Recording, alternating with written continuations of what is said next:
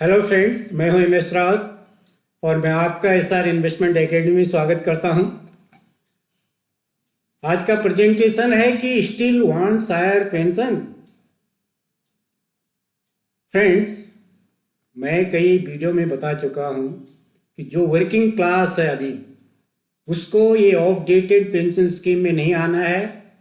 जो provident fund है उसमें सबसे ज़्यादा कंपाउंडिंग मिराकल्स की वजह से ज़्यादा सम पैदा होता है, उससे ज़्यादा रिटर्न कहीं नहीं मिलेगा। इसलिए अपने पैसे को अपने प्रोविडेंट फंड में ग्रो होने दीजिए और पेंशन स्कीम को भूल जाइए। लेकिन हमारे जो सुपरनेटेड साथी हैं वो भी अभी उस स्टेट ऑफ माइंड में है कि दिल है कि मानता नहीं। तो उनको क्या करना है, क्योंकि लगता है कि 2 दिन बाद नेक्स्ट महीने से हमको 50,000 मिलेगा, 60,000 मिलेगा। तो डेटा के बेसिस पे सबको लगता है कि कहीं हम गलती तो नहीं कर रहे हैं, इसको ऑप्ट करें या ना करें, इसके लिए कैलकुलेशन करना जरूरी है। और मैं एक साथी के एक्चुअल डेटा को एनालाइज कर रहा हूँ, जो कि 2014 के बाद सुपरनेट हुए हैं। 31 मार्च 2020 को रिटायर हुए हैं। उनका हमने करीब करीब नवंबर 95 से उनका डिडक्शन शुरू हुआ और 268 मंथ में उनका बेसिक पे, कोई स्पेशल पे है, सिग्नेचर पे है, उनका डीए क्या था और टोटल वो सैलरी कितनी बनी बेसिक प्लस डीए का, कि जिसपे इसका जो प्रोविडेंट फंड में 8.33% कटेगा। तो उनको फिर हमने फाइनेंशियल ईयर में लिया, 23 ईयर्स फाइनेंशियल ईयर हो रहे हैं, और वो देखा कि किस इंटरेस्ट से जो 12% शुरू में मिलता था 95 के आसपास, 95-96 में, और जाके 17-18 में 8.58 तक हो गया।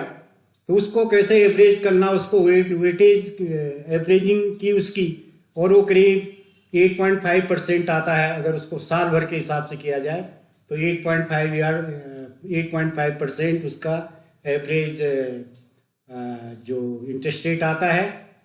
तो इनको अगर पूरी पेंशन लेने, हायर पेंशन लेने पूरी सैलरी पे, तो नवंबर 95 से 8.33 और बेसिक प्लस डीए देना पड़ेगा। और इनको 15.9 लाख यहाँ और 1.16 ये एडिशनल इनका कटा है। कुल मिलाकर 16.6 लाख इनको जमा करना होगा ओवर दी 23 ईयर्स। इनका जो ऑलरेडी जो जमा हो रखा है, जो पैसा कटता था पहले, जो बाद में 1250 हुआ, पहले 541, तो कुल मिला के इनका 1.7 लाख ऑलरेडी जमा हो रखा है, जो प्रोविडेंट फंड से ईपीएस 95 में चला गया। और उस पर इनको अभी 2018 से 3,000 की पेंशन मिलती है। बैलेंस कितना देना, इतना तो दे दिया, बैलेंस इनको देना है दिस माइनस दिस 14.9। इस पे जो इंटरेस्ट पड़ेगा 8.5 का, ये इनको 13.4 और देना पड़ेगा, और कुल मिला के 28.4 लाख इनको जमा करना होगा 2018 मार्च में। लेकिन अभी तो 2023 हो गया, ये पैसा तो इनका आपके पास है, 5 साल और रह गया। तो जो आपने 5 साल जो इंटरेस्ट खाया है, 5 साल अपने पास वो पैसा रखा उनका, जो कि आपको हायर सैलरी के लिए देना है, 13.5 लाख उसका इंटरेस्ट होता है। तो 2017-18 तक फुल बेसिक प्लस डीए पे आपको फुल पे पेंशन के लिए डीए नहीं है।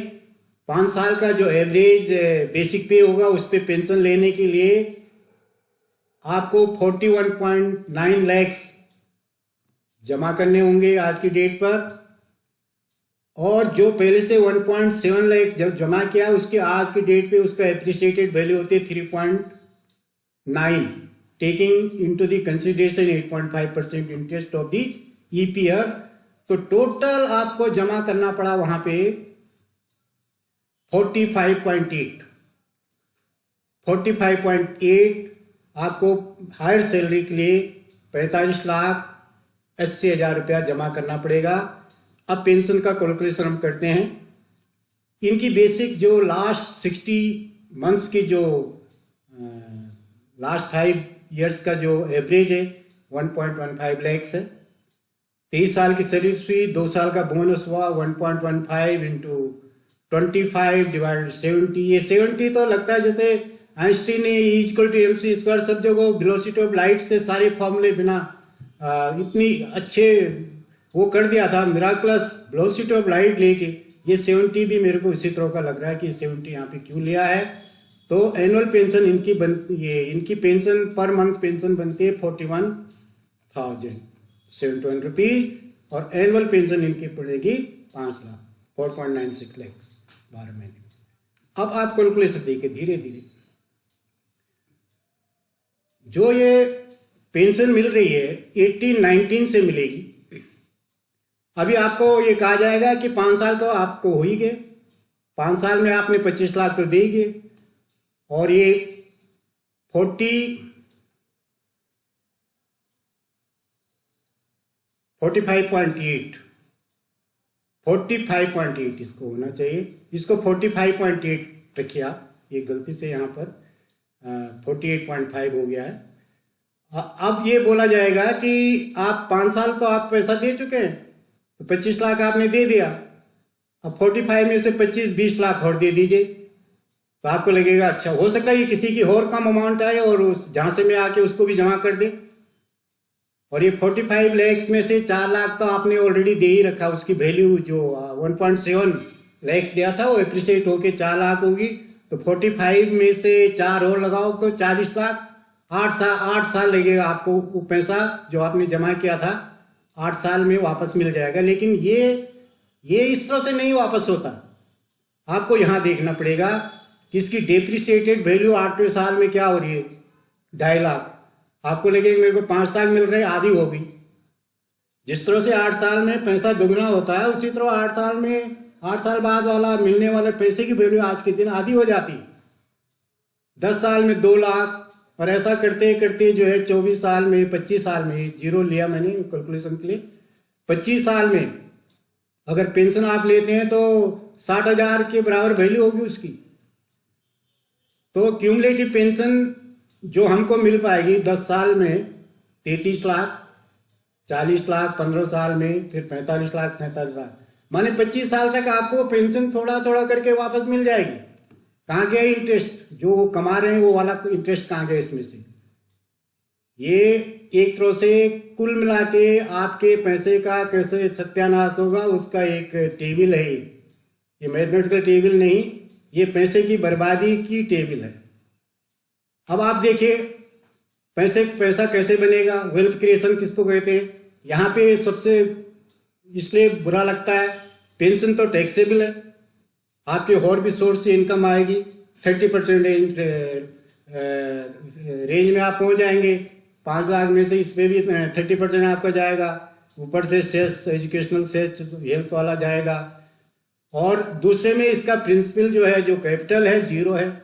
इसका क्या ROI निकालेंगे आप? यहाँ देखिए कैसे वेल्थ क्रिएशन होता है। जो कहते हैं ना मनी मेक्स मनी, वो यहाँ से होगा। ये 45.8 है, ये गलती से हो गया। आप इसको 8.5% से एप्रिशिएट करेंगे तो 10 साल में दुगना, 8 साल में दुगना हो जाएगा, 9 साल में दुगना हो जाएगा, 15 साल में 1.5 गुना, फिर ये 20 साल में 2,34,00,000 बन रहा है आपका, और 25 साल में तो 3 करोड़ के ऊपर पहुंच जाएगा। 7.5% से भी आप लेते हैं तो ये इतना बड़ा सम बन रहा है। 6% जो कि कोई भी कहीं पे भी रख देगा 6% मिलेगा, तो 2 करोड़ आपको मिलेंगे। आपका पैसा मल्टीप्लाई हो रहा है और पैसा आपके हाथ में, जब चाहो आप उस पैसे को यूज कर सकते हैं। तो इस तरह के कैलकुलेशन के बाद भी अगर हम यही कहेंगे कि हमें पेंशन स्कीम में ही जाना है, तो फिर ये हम दर्शाता है कि हम लोग जो फाइनेंशियली कितने इलिटरेट और अनअवेयर हैं और हम अपने पैसे को ग्रो नहीं कर सकता। हमने वो आर्ट नहीं सीखा जिसको मनी वेल्थ क्रिएशन कहते हैं, how to grow your money. हम कमाना सेविंग करना जानते हैं लेकिन ग्रो करना नहीं जानते, how to make money from money, that is our main problem. और इसमें जो प्रिकॉशन लेना है, ये नहीं देखना कि मेरे को अभी 50,000 रुपया नेक्स्ट मंथ से मिलना शुरू हो जाएगा। आप पैसा भी तो दे रहे हैं ना, कोई आपको आपके पैसे से ही देगा, कोई अलग से कोई सोर्स नहीं। उनका वेल्थ क्रिएशन तो यहाँ संस्थाएं भी नहीं करती हैं, तो आप ही के पैसे से मिलेगा जो भी मिलना है। और do not take financial decision without detail analysis of data. Friends, this is a disclaimer. This presentation is made for financial awareness only and do not influence individual decision. We promote financial literacy and awareness so that individual could take decision on his or her financial matter. मैं आपको धन्यवाद देता हूँ और ये जरूर कहूँगा कि this mission is an initiative to pay back to society. इसमें हमारा कोई स्वार्थ नहीं है। और एक चीज और आती है, कहते हैं सुनो सबकी करो मन की। डिस्कशन, कोई भी बड़ा डिसीजन लेने से पहले जितना चाहो, जितना उसके बारे में खंगाल सको, डिस्कशन कर सको, इंटरेक्शन कर सको, करो। Please join us in this endeavour to share your valuable views and experiences and do not forget to like and subscribe. Thank you once again.